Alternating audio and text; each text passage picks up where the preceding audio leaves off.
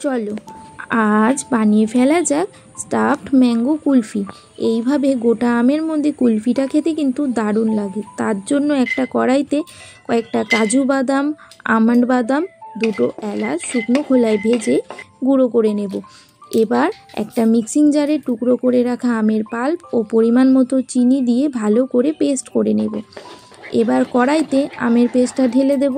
তারপর কিছুক্ষণের জন্য নাড়াচাড়া করে নেব। তারপর তাতে পরিমাণ মতো দুধ দিয়ে ভালো করে মিশিয়ে নেব।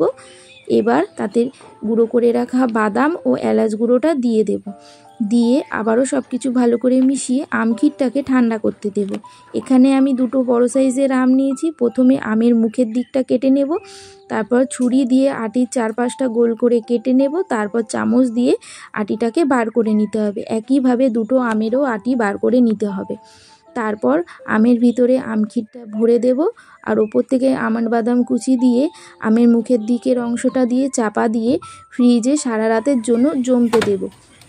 তারপর ফ্রিজ থেকে বার করে নিয়েছি। দেখো কি সুন্দর আমটা জমে গেছে। এবার আমের মুখের দিকের অংশটা কেটে তারপর আমটাকে ফালি করে টুকরো টুকরো করে কেটে আমন্ড বাদাম কুচি দিয়ে সাজিয়ে নিলেই তৈরি হয়ে যাবে আমাদের ঠান্ডা ঠান্ডা ম্যাঙ্গো কুলফি।